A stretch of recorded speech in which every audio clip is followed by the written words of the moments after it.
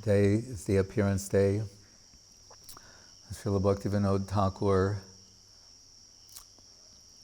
Sometimes Guru Maharaj would refer to our line, we say Rupanuga line, but also more immediately there's like Narottam Paribar, Bhaktivinod Paribar, his group, his family, his sampradaya really. It is difficult to summarize the gifts of Bhaktivinod Thakur, but Srila Guru Maharaj, as usual, he can condense that in the form of a sloka. So one of the slokas he wrote in praise of Bhaktivinod Thakur said, Guru Dam, Grantha Dam, Dama Dam, Namadam, Muda, Bhakti Dam, Buridam Bande, Bhaktivinodakam Sada.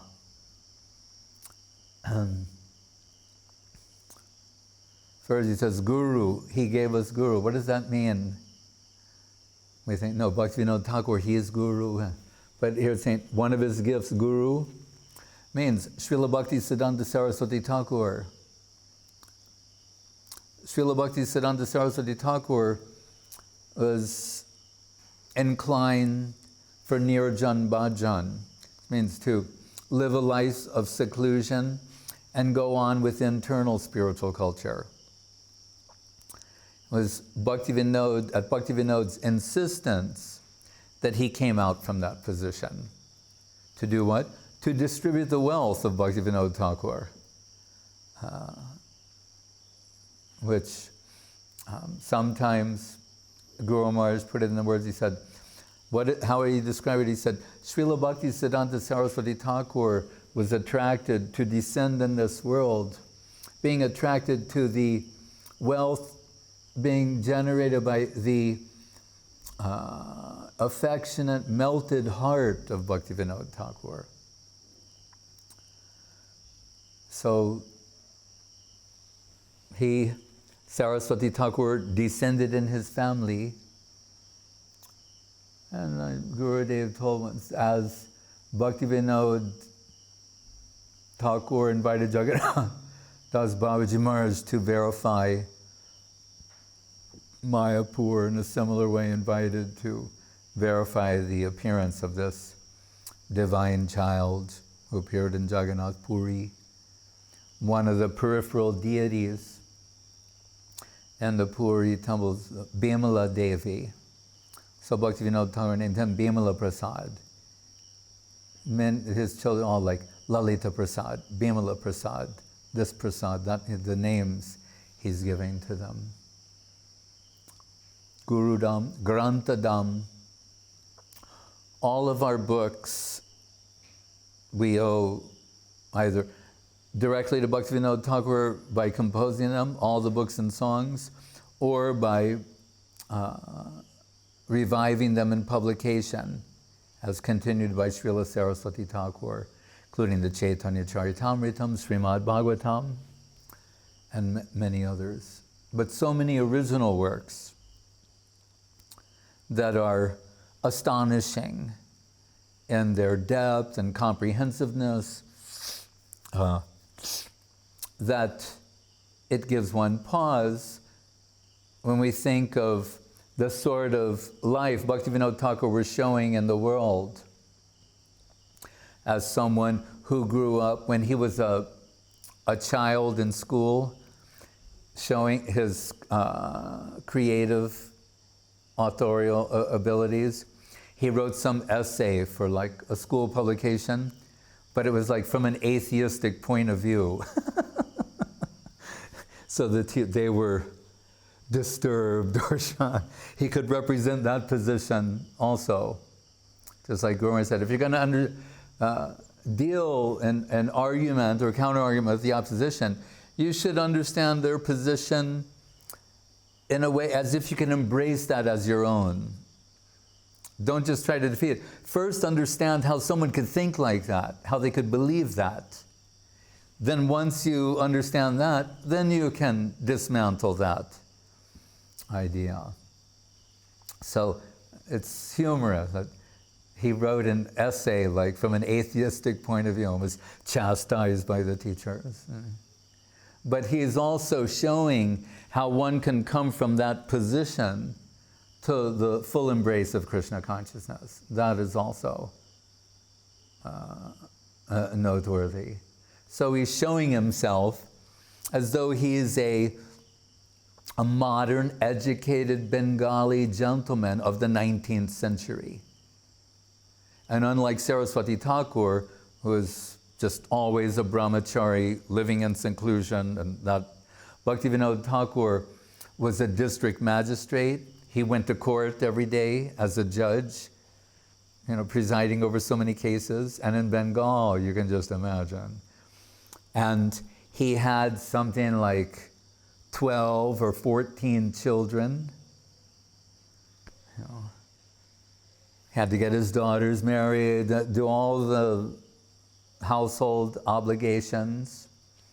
And Guru Maharaj says, interesting to know, of all those children, the 12 to 14, I'm not sure how many, he said, only 2 expressed like substantial interest in Krishna consciousness. Means Srila Bhaktisiddhanta Saraswati Thakur, Lalita Prasad. He said, and of the 2, we consider one to be a Sahajiya imitationist. We're just repeating that as we've heard. It's so what does that tell us too? Again, how rare it is. Rupa Goswami.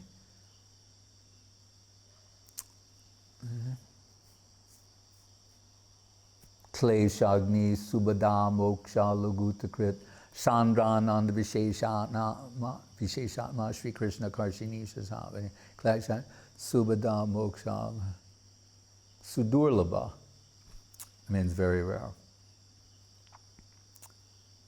And different perspectives. 2 sons. What did Saraswati Thakur say the fault of his brother was? He wrote an article once titled Radha Buddha Baba. Means whom he should have seen as Radha, he's mistakenly seeing as Baba, father. Saraswati Thakur is not seeing Bhaktivinoda in that light. He's seeing him as Radharani's delegation. So he's saying, really, the inner personality of Sri Guru is Srimati Radharani, it's her delegation. That's how he should be seen. So he's saying he has a hereditary concept. Just as once, and when we were beginning in earnest publications from Garland and Devotion Press, and contemplating many different things, and biographies, and I heard that one of the daughters of Bhaktivinoda Thakur was living in London, was still alive. So I asked Srila Gurudev, I said, do you think we should interview her? And Gurudev said, we're not interested in any blood connection. And I shivered. And he said, blood connection, flesh, blood. That, what insight will that give? Okay. So Guru Maharaj has this concept to take what's on the other side, the Shiksha Guru Parampara, the current, the flow of divine substance, and that may move in a zigzag way. It may not come down in a hereditary way. As we were yesterday talking about Bali Maharaj, who is the grandson, Prahlad Maharaj. So sometimes we're told, Hiranyakashipu was an asura, a demon, Prahlad a devotee, next a demon, next a devotee. It can go like that also. We don't subscribe to that. So, guna karma vibhaga saha, Krishna says in Bhagavad Gita. Not janma karma, which means janma, birth. Guna karma, quality and tendency, propensity. Not, they were born this way. Jiva Goswami says, when he's talking about different considerations about Diksha and Brahminical initiation and things like that. He said, the son of a Brahmin still has to undergo the purificatory ceremony. Being the son of a Brahmin doesn't make you a Brahmin. Puts you in a good position to become one. You know, just to put it in modern terms, you know, if you're the son of Einstein, that doesn't make you Einstein. Or like Pablo Picasso, he has a daughter, Paloma, and she markets perfume and different things. Thank God, I mean, she's not like painting and, you know, saying these are Picassos. But she's making trade on the family name. And that was going on in India. Someone born in a particular line, and they're familiar with many things. Don't misunderstand. Like when we visit India, and they can quote so many slokas and say so many things, but ultimately it's the family business. So, in one of the slokas in the Bhaktivinod Virahadasakam, Guru Maharaj, it begins with Dharmas Charma, Ito Teva Satata Yogas Chabogatmako. Something about what's meaningful to us in this regard is the Vaishnavas, since the time of Mahaprabhu, afterwards you have Narottam Thakur, and then Srinivas, Shyamananda Narottam, then Vishwanath Chakrabarti Thakur, and then after that, it starts going off. Right? Paramparjena Prakriti Vaicitra. It's mentioned by Krishna to Uddhava in the 11th canto of the Bhagavatam, echoing but expanding upon what was given in Bhagavad Gita, Yogo Nashta Parantapa, Krishna telling Arjuna it's been broken in the course of time. Sometimes it becomes so modified by individual temperament, becomes adulterated, and gets so far away from the truth as to be converted into falsity. Then itself may be one of those things that has to be eliminated from the world. Bhaktivinoda Thakur deals with this in a Bhagavat speech, where he presents this as a cause for optimism, actually, not pessimism. Wherein he says that because the truth is inevitably converted into error, new, fresh realization and revelation will be necessary to restore the truth to its former purity. So that has an optimistic ring to it. That each time the devotees of the day, their realizations, their revelations will be meaningful and valuable to us. So Bhaktivinod Thakur, when Vaishnavism, Gaudiya Vaishnavism in particular, got so far removed from the idea, and in the name of Ragamarg and Raga Bhakti, many abominable practices were being indulged. Bhaktivinod Thakur said a course correction to bring the line, restore the line to its full purity, and produced so many books. What are they saying? So he's showing this life. He's a district magistrate, he's a judge, he goes to court, he has all these children. Sometimes we hear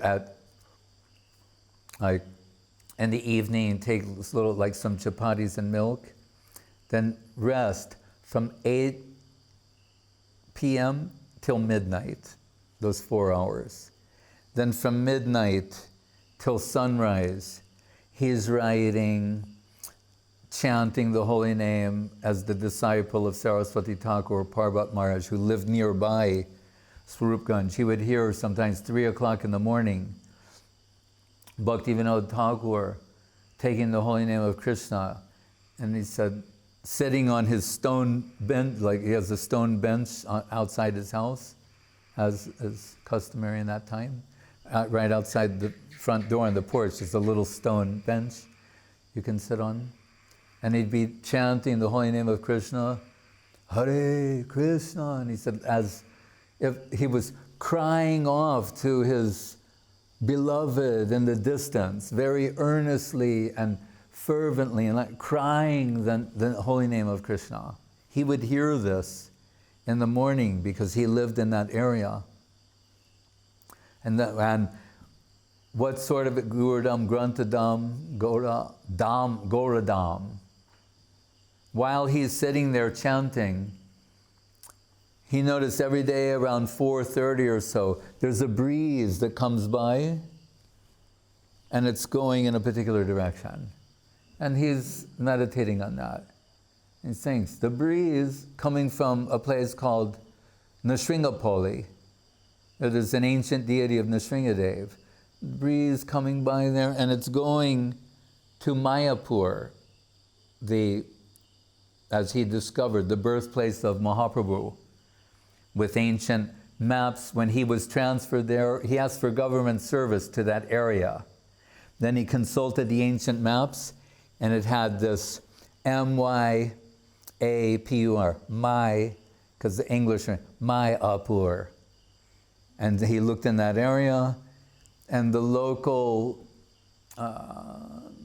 farmers said, pointing in this area, they said, that land is useless. We've tried to grow things there. The only thing that grows there is tulsi. They said, that land is useless. Only tulsi growing everywhere there. Nothing else grows. And Bhaktivinoda, oh. And he discovers the birthplace of Mahaprabhu, as Jagannath Das Babaji Maharaj verifying. But still, he's sitting on his bench, and so this breeze is coming from Nrsimhapoli and going to Mayapur every morning around 4:30. And by his deep meditation, he came to understand that Nrsimhadev himself is going to attend the Mangalarati of Mahaprabhu in Mayapur. That's the breeze that he feels every morning. So he not only reveals the birthplace of Mahaprabhu, he reveals the whole spiritual cartography of Navadvipdham. Before that, what people are seeing, they're seeing some beautiful, no doubt, rice fields and the trees and the birds, beautiful birds, the sweet songs that they sing, and all. But there's nothing identifiable from the time of Mahaprabhu because of the will of Krishna. Mahaprabhu, for 100 years, the area was flooded, as though to wash away certain things. And then as the land resurfaced, it's unclear what is what and where is where. So again, Bhaktivinod Thakur, in his deep meditation, he expresses the Navadvipdham Mahatmyam, to say, here is Mayapur, here's the house of Jagannath Mishra, there's Advaita Bhavan, there's where Gadadhar Pandit lived, here's where the Kazi broke the Mridanga. And not only that, but we see there, he's telling the significance as it's been known for millennia, millions of years ago. Just like, how did Nrsimhadev end up in Devapoli? We're told that after he kills Hiranyakashipu, remember, he puts him on his lap and rips him apart, garlands himself with his intestines. So his hands, there's blood dripping all over his hands. Tavakara kamala barenakam. They're like lotus flowers, but with nails at the end of the petals. So there's a place, I believe, Ahovalam in South India, and say Nrsimhadev wiped his hands there in a little, basin full of water, and they say the rocks are still red. Then with his associates in divine paraphernalia, he is flying back to his own abode when he came over Navadvipdham, and he thought, oh, Mahaprabhu appears here in the Kali Yuga. And so the other name of Nrsimhapoli is Devapoli. So surrounded by so many devatas, Nrsimhadev was sitting there with devatas. There's many different hills, different devata on different hills, and he was worshipping Mahaprabhu. And that was millions of years ago, before. So many things Bhaktivinod Thakur is revealing, the mystical, mysterious aspect of each one of the dweeps. There's 9 islands. What they signify, Shravanam, Kirtanam, Smaranam, Padasevanam, etc. And all of the divine pastimes that took place there, and many different yugas. So, although he is showing in the world as though he's a man of the world and an ordinary person, when I asked Srila Guru Maharaj, I think, and he shows that, like in his 40s, he comes in connection with the Chaitanya Charitamrita and becomes charmed by Mahaprabhu and becomes initiated, and then there's this incredible output of original compositions, the Jaiva Dharma, Chaitanya Shikshamritam, Prema Pradeep, Tattva Vivek, so many others. So when I was asking Guru Maharaj about this, because it appears to be showing someone coming from an ordinary position and then this extraordinary ascent.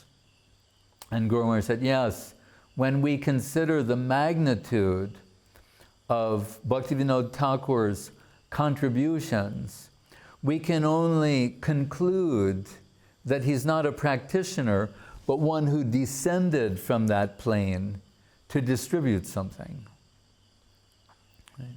To distribute that wealth.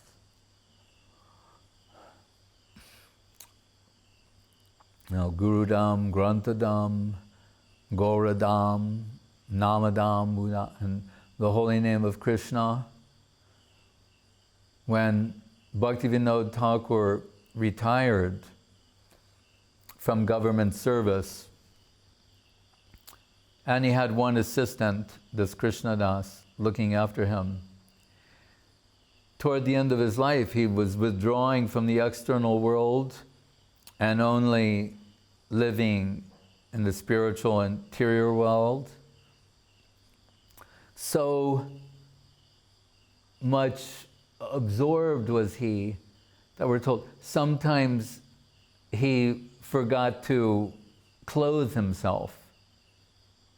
So he would be, who was this great district magistrate with a wonderful reputation, he's sometimes like totally naked and in the upper world, he's taking Krishna Nam, witnessing divine pastimes. So if someone came to visit him, his assistant, Krishnadas, would take some cloth, like sit him in a chair, and then put some cloth over him, and then say, these people have come to see you. And then Bhaktivinod Thakur would be struggling to maintain external consciousness. The antithesis of our situation. If we get a moment of Krishna consciousness, we consider ourselves blessed, fortunate, and hopeful. It may return at some time. So our struggle is the inverse. Bhaktivinod Thakur, he's struggling to maintain some consciousness of the external world. Right? This is actually described in the 3rd canto, 3, 4, or 4 of Srimad Bhagavatam, where it's mentioned, a comparison given about the liberated soul thing, just as the classic stereotype of a drunk. When a comedian wants to portray a drunk, they always push their coat off their shoulder, and they say, because the drunk is unaware if their clothes are on or off. So it said a liberated soul is unaware, may not be, is unaware of whether his body is on or off. Vasamsi jirnani yata vihaya. Krishna is saying the body's like a dress. So as that intoxicated person is unaware whether they're dressed, the liberated soul at times is unaware if that dress, the body is there, the material body, their spiritual body active. So the people, they heard, oh, that great district judge, magistrate, Kedarnath Dutt, he's retired, he's living the life of a Vaishnava. Sometimes they want to see him, so they come and see. Krishnadas puts the cloth. We're told on one occasion the people say, he's saying, are there any questions? And they say, could you tell us about Krishna Nam? And Bhaktivinod Thakur says, Krishna Nam. You want to know about Krishna Nam? And he starts saying, Krishna Nam, Krishna Nam. He starts vibrating Krishna, Krishna. And he's filled with such intense ecstasy that he faints, falls out of his chair. Just at the question, can you tell us something about Krishna Nam? So he personified and exhibited at times what he described in his Sharanagati, where he said, if you look in this chapter, in the Search for Sri Krishna, I highly recommend reading it. It's one of the most wonderful things ever. It's called The Nectar of the Holy Name. There's like the service of the Holy Name, the whole Hare Krishna Maha Mantra, service, Nectar of the Holy Name, that chapter. And there, after quoting slokas from Rupa Goswami, Nikhila Shrutimoli Ratnamala, how the Shrutis, remember the Vedas, they're personified sound. It's very beautiful. Gurudev, in one of his arati songs, telling you, like sometimes in St. Petersburg and Lakta, they offer the 108 ghee wicks for the big Janmastami arati and other times. But Gurudev and Rupa Goswami, they're expressing each one of those lights, that's like a personified Veda, 108 Upanishads. They're as the lamp, the aratri, we should say, ratri means darkness. Arati means to dispel the darkness. So really, when you're waving the lamp, you're showing the lotus feet of Krishna and the rest of Krishna. That's what's being done with a lamp. It's showing. So he's saying these spiritual sounds of the Vedas, Veda Stuti, they're showing the direction. As the lamp shows the deity, reveals the form of the deity, within their divine sounds and instructions, they're revealing ultimately Krishna. But Shruti Bir Vrimrigyam, they're pointing in that direction. And Rupa Goswami says in his sloka that really, they're saying that the crown jewel of all spiritual sounds, because they're sounds themselves, is Krishna Nam, the holy name of Krishna. And Guru Maharaj says at a sign point, if they don't say that, it would be suicidal. After all, they are themselves spiritual sound. But they're saying, so through spiritual sound you become liberated, but the ultimate sound, the ultimate spiritual sound is the name of Krishna. Then he quotes Sanatana Goswami in his sloka, Jayate Jayate Namanandam Murare, I think it appears in Brihad Bhagavatamritam, where he's saying, and when you come in connection with that holy name, everything else stops, is suspended. And he uses this as more or less an introduction to the last part of the Sharanagati of Bhaktivinod Thakur. We're saying, what are the effects of Krishna Nam? We're showing a sequence between Rupa Goswami, Sanatana Goswami, again Rupa Goswami, who had written, much appreciated by Mahaprabhu told him, Rupa, tell us your sloka upon hearing which everyone becomes happy. Tunde tandavini ritim ritanute tundavali labdiye. Karna kroda kadambini gatayate karnar bhutebhya spriham. They're saying, when you come in touch with the holy name proper, substantially, what will be the effect? Saying, the sweetness of the holy name is so overwhelming that only having one tongue will drive you mad. The heart will automatically express, I need millions of tongues to taste this. Like sometimes we taste something very nice. Usually we're just saying, we'd like to taste some more of that. But here he's saying, tasting something so nice, you wish you had extra tongues. How many? 10 million, millions of them. Okay? And he's saying, and the sound is so sweet to the ear in terms of oral beauty, sound beauty, that one desires to have millions of ears. It's like as though they're receptacles to capture all this nectar. So this is, in one sense, Guru Maharaj's introduction to Bhaktivinod's song, where he's saying, what are the effects? And it's along the lines of Nama, Rupa, Guna, Lila. Nam also is synonymous with sound. So Nama, Rupa, Guna, Lila, sound, form, qualities, pastimes. Saying, really, the holy name proper is what you hear from the Vaishnava, Guru Vaishnava, Vaishnava Guru.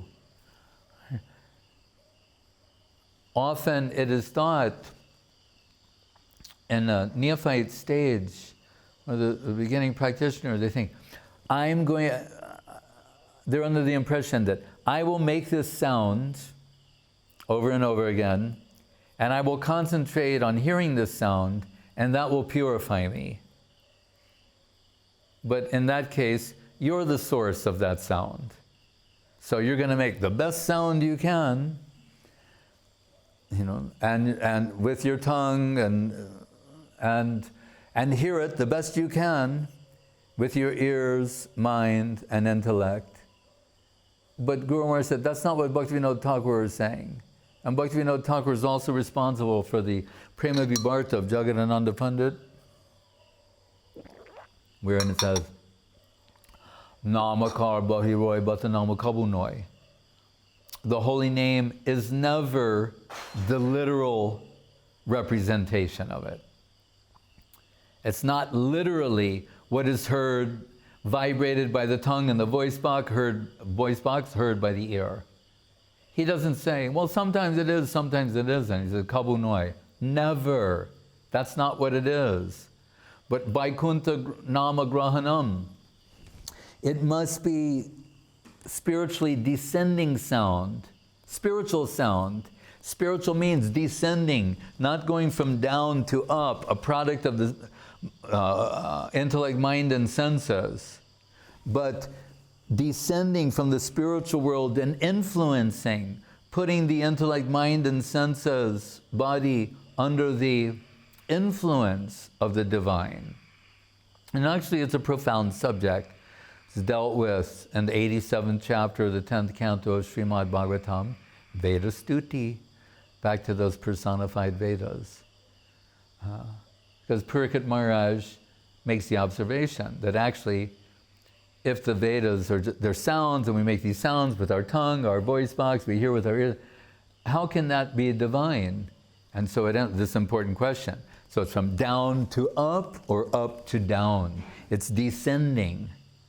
Just like Bhaktivinod Thakur is given, Amnaya Prahat Tattvam Harimiha Paramam Sarva Shaktim Rasabdim, etc. Amnai means revealed truth, means it's descending from the upper world into this plane. So it is saying Hridaya Balite, Bala, saying the power of the heart means, as Gurudev is always saying, heart-to-heart transaction, Tene Brahma Hrida, as indicated in the beginning of Srimad Bhagavatam. What is heard from the Vaishnava Guru, our whole lives now, we're hearing about Krishna conception from authoritative sources, Sadhu, Shastra, Guru, and Vaishnav. It's making some impression on the heart. And then the heart is expressing that. That's the movement. From what is heard from the higher plane into the ear, into the heart, and then the heart is expressing by moving the tongue, utilizing the mind and intellect. Right? That's the secret. Pravishta karna randrena swanam bhavam saroruham. Dunoti shamalam Krishna shalayasha yata sharat. Karna randrena. There's a passage to the heart through the ear. Right? There's like that book of Bilva Mangal Thakur, Krishna Karnamritam. Sometimes Guru Maharaj translated as Krishna nectar for the ear. It's like pouring Krishna nectar in the ear. It goes, that's the channel into the heart. But Bhaktivinod Thakur, what he describes there, I just said something in a summary form. He's saying, when he's taking the holy name of Krishna, he's showing what the real Krishna Nam, when it's, Nama Chintamani Krishna, Krishna Chaitanya Rasa Vigraha, that thing. He said the holy name starts emanating some sort of color, right? Like Shyama Sundar. And then starts taking some form. He said, and then I see, it is Krishna. And Krishna, he's taking me into his pastimes. He's saying, but he's, exploiting me mercilessly. He said, but it's very sweet. He said, so he's taking me, like pulling me into his domain, the world, Nama Rupa Guna Lila, of his pastimes. And he's saying, and the effect of this is sometimes the body's changing color, it's shivering, the hairs are standing on end, tears are pouring from the eyes like torrents of rain. Saying, as if I'm losing my existence. He gives a very, I can't do it justice. What's given there in Search for Sri Krishna, which I advise you to read, after Guru Maharaj gave this, one of the greatest talks ever of all time. At the end, he referred to it as Bhakya Aparad, saying, my description is an aparad compared to what it really is. He said that in all humility, but I guarantee you, if you read that there carefully, faithfully, you'll be overwhelmed. But he's showing the intensity, the earnestness of Bhaktivinoda Thakur, and it concludes with Bhaktivinoda Thakur. So he's having these inconceivably wonderful experiences by taking Krishna Nam. We shouldn't think these hired ones, they're just sitting there taking Krishna Nam and thinking about stuff. Right? No, he's entering the pastimes of Krishna. You're saying, why do they do this all the time? He's having an inconceivably incomparable experience that's very difficult to express in this plane, but is indicated in these writings. That's why, and it's not just that it's generating that, the purity of their heart is, they're serving in that plane. It's service. Sevan mukhe hijavaro.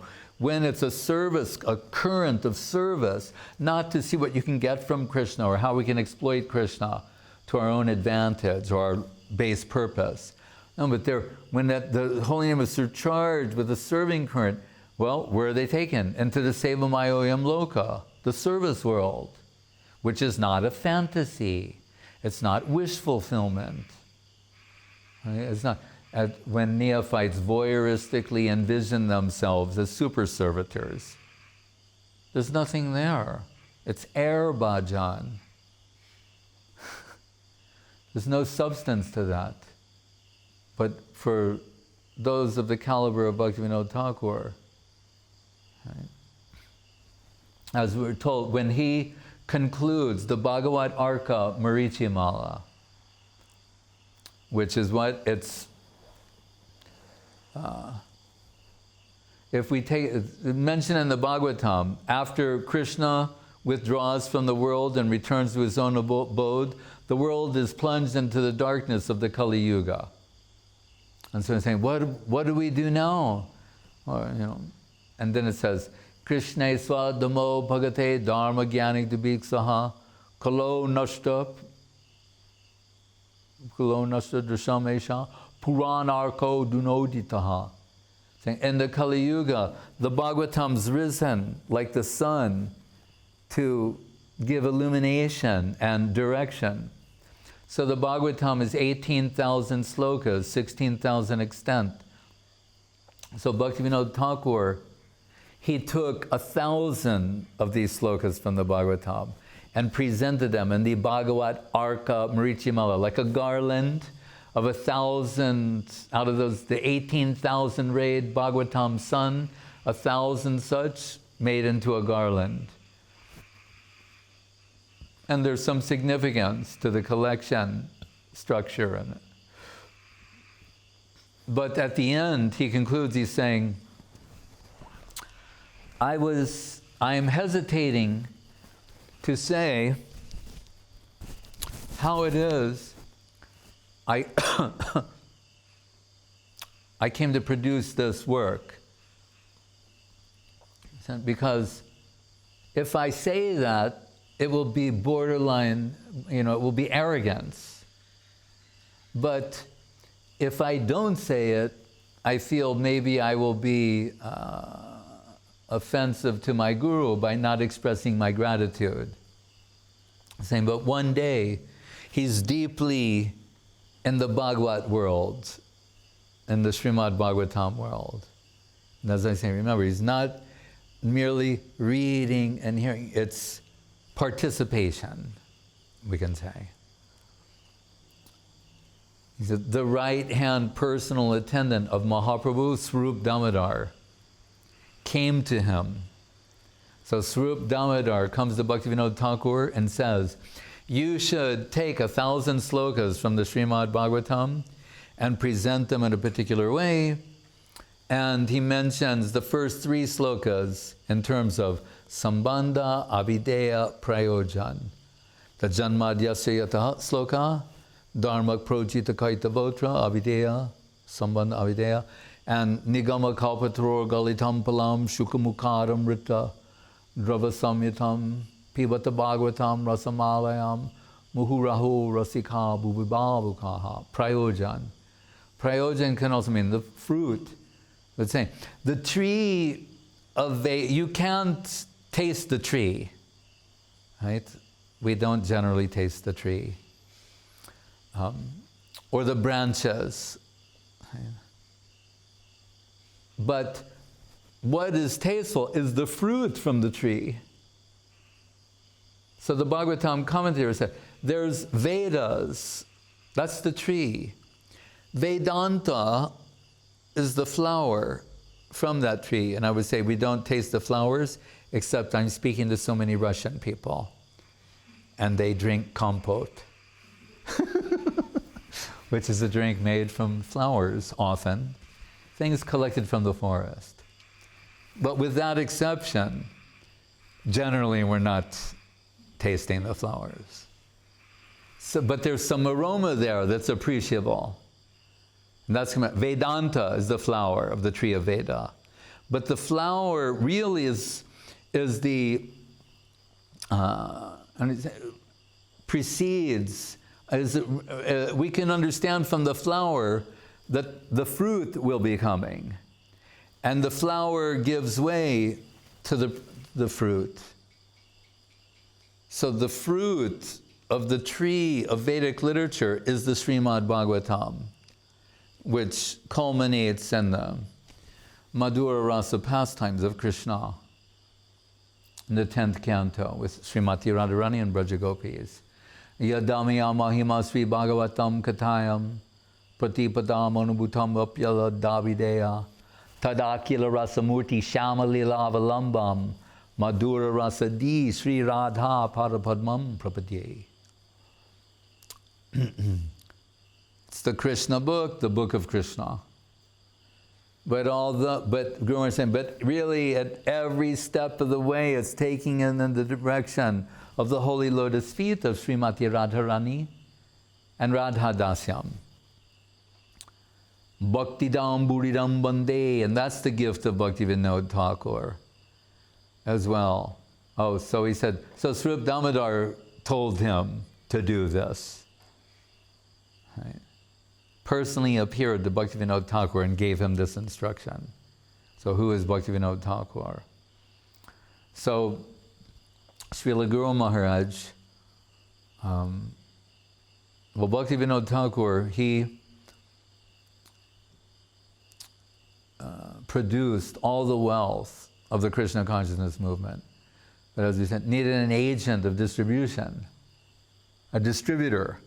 Just like sometimes someone has a product, a wonderful product, but if you don't have distribution, that's a problem.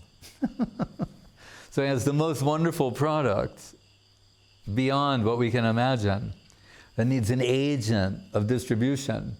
And in one sense, we could think, from a stereotypical point of view, that Srila Bhaktisiddhanta Saraswati Thakur is atypical, a non-stereotypical agent of distribution. He's a brahmachari living in seclusion. He's chanting like 3 lakhs of Krishna Nam every day. He doesn't mix with people. In school, with the school children, they make a class picture. They want everyone singing like with their mouths, and he doesn't move. And so they said, for the picture, could you at least open your mouth? He said, that I can do. Bhaktivinoda, he's arguing with the other children, always in favor of Gaudiya Vaishnavism. Bhaktivinoda Thakur said, I'm a little worried about you. How are you going to get on in life with this kind of attitude? Like a father talks to the son. And Saraswati Thakur Guru said, like, don't worry about me. I'll manage to get by. So Bhaktivinoda Thakur wants to transfer the deity worship from Mahaprabhu's birthplace to Saraswati Thakur. He's reluctant to accept that. But Bhaktivinoda teasing him as if like, oh, it's a burden, it would be too much for you. You want to become a Visheshvadi, like the Mayavadi, like the worship is too much of a bother for us. Clay showed, anyway, Saraswati, no. And he took up that work, and when he was wondering, how is this all going to work? I'm living in the jungle of Mayapur, there's no mats. Right? The Panchatattva appeared to him to give some encouragement and told him, whatever the resources are necessary for your divine service will be supplied by us. And other things happened, and he began the revolutionary movement of Sri Gaudiya Math, which interestingly, from a historical point of view, was happening right around the time of the Russian Revolution. So it's like revolution was in the air, so to speak.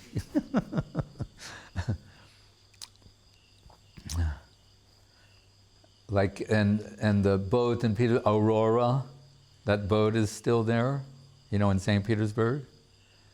Then you have Udila Aruna with the rise of the sun, and there are some parallels that are interesting. But that's when he began the revolutionary activities of Sri Gaudiya Math, and it went on for so long, and then they printed so many books and the works of Bhaktivinoda Thakur, and it started spreading all over India. And Saraswati Thakur said, because Bhaktivinoda Thakur, Guru Maharaj met a man who was at the speech where Bhaktivinoda Thakur said, soon they will come from all over the world and embrace Mahaprabhu's culture. And Gurudev said, because Mahaprabhu also said, Prithivi te ache jata nagar adigram sarvatra prachar hoy be mor nam. He predicted 500 years ago, then Bhaktivinoda Thakur 100 or so years ago predicted, but Gurudev said, in the 1940s and 50s, they were thinking, well, you know, sort of metaphorically speaking, the whole. So, but then Srila Swami Maharaj Prabhupada came, and it became realized. It actually went all over the world. So everyone was astonished and full of joy in their hearts, all the devotees, to see the prediction of Bhaktivinod Thakur come true. But by the pushing of Srila Bhaktisiddhanta Saraswati Thakur. So Guru Maharaj, ever the astute observer, realized every disciple wants to be, you know, dear to their guru, wants to be in the heart of their guru, and it's understandable, understandably so. But Guru Maharaj is a great strategist, right? Observer of divine strategies. So he observed that although, on the recommendation of Bhaktivinoda Thakur, Saraswati Thakur was sent to Gorkishore Das Babaji Maharaj for initiation, and that is something real and substantial. Still, really, in his heart, it's wholly given over to Bhaktivinoda Thakur, saying, when I look deeply at Bhaktivinoda Thakur and Gorkishore Das Babaji Maharaj, he says in the concluding words of his Charitamrita commentary, I'm seeing Gadadhar and Swarup Damodar, and by extension means he sees Bhaktivinoda Thakur as Srimati Radharani herself. Such is his faith and the depth of his vision. So Guru Maharaj, being the strategist, thought, like, to get to the heart of Saraswati Thakur, I will praise Bhaktivinoda Thakur and thereby draw the grace of Srila Bhaktisiddhanta Saraswati Thakur. So he wrote, in the lifetime of Saraswati Thakur, the Bhaktivinod Viraha Dasakam. And there are many slokas, they're all so wonderful, saying, you know, how he, you know, what Ramanujan Madhva gave, what he's given is beyond that. And I told the other one earlier about how he corrected the line, brought it back. It's saying, as the moon is known to nourish the plants, there's like the type of nourishment that sun gives, but moonlight also gives a certain type of nourishment that's necessary. And saying, he's like moonlight nourishing the scriptures with what he's extracting from them. And many other things, like the sun, the moon, comparisons are being given. Because the moon is like a medicine. Sun is that bright, all illuminating, but sometimes they lose the capacity, the moonlight giving the medicine. Anyway, but one in particular, Saraswati Thakur, saw and really captured him. The one that said, is outlining the respective positions of Mahaprabhu, Rup, Sanatan, Raghunath, Jiva, Baladev, Brahmasiva, Sukha, Uddhava, Narada, and at last revealing what is the gift of Bhaktivinoda Thakur to the world. Sri Gauranavatam Swarupa Viditam Rupagrajena Adritam Rupadye Pariveshitam Raghuganai Ashvaditam Shevitam Jivadhyaya Virakshitam Sukha Shiva Brahma Samanitam Sri Radha Parasevanamritam Aho Taddatumi Shobhavan. Saying, oh, Bhaktivinoda Thakur, what is your gift to the world? Saying, what Mahaprabhu brought down and what was real, who he was substantially, the extremes of his Mahabhav, devotional interior, that's known only fully to Swarup Damodar. As we've said repeatedly, Chaitanya Charitamrita comes from Swarup Damodar and Raghunath Das Goswami. So he's saying, And that substance, the substance, because Jadi Gorna Hoita Tabiki Hoita Kamani Doritam Dehe Radhar Mahima Prema Rasasima Jagata Janata Ke. Same subject matter in Charitamritam. Saying, what Mahaprabhu came down to praise Radharani. That was revealed, to reveal the glories of Radharani and Mahabhav. That was revealed by Swarup Damodar. This only comes through Swarup Damodar, Charitamritam, and through Raghunathas. And this divine substance is worshipped by Sanatana Goswami Prabhu. Adritam. And Rupa Goswami is, you can say, expressing that and distributing that in his divine writings. And that's being tasted and appreciated by Raghunath Das and Krishnadas Kaviraj Goswami.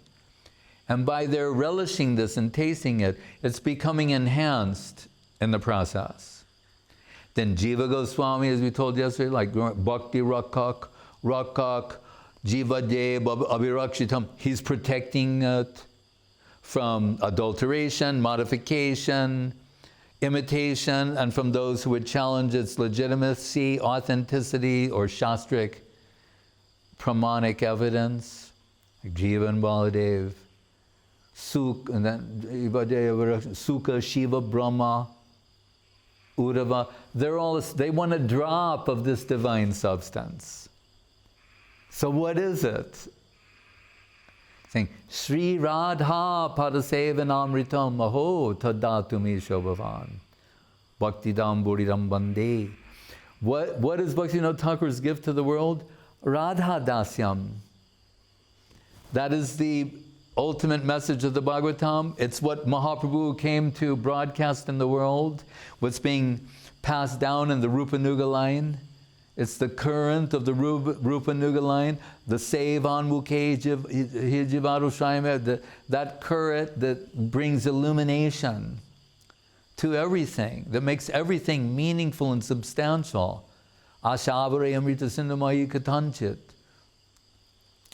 Radha Dasyam is saying, this, Bhaktivinoda Thakur, this is your gift to the world. And when Saraswati Thakur read this, he said, who has written this? And Goswami Myers is there, Bhakti Sranga Goswami. He said, Sridhar Maharaj. And Saraswati Thakur said, Sridhar Maharaj has not written this. He said, Bhaktivinoda Thakur has written this through him. It's that perfect. He's saying Bhaktivinoda Thakur wrote this through him.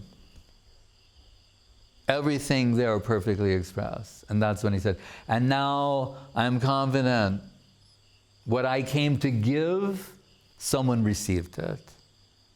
And although I may soon leave the world, at least one man remains behind who can represent me fully. And that man is Sridhar Maharaj.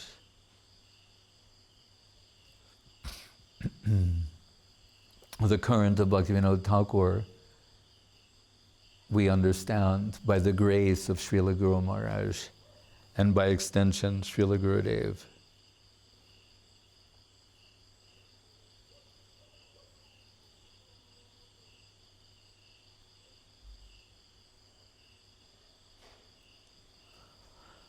Hare Krishna. And Saraswati Thakur remarked, he said, and written in a happy style. He liked the style of Guru Maharaj's Sanskrit poetry, which Srila Bhakti Pragyan Keshava Maharaj said. No one, after he wrote Premadama Devastotram, no one can compete with him. That normally, when someone tries to express some ontological substance, it might be a little convoluted or dry. And if they go for the sweet sound of Sanskrit, it may be lacking in genuine spiritual substance.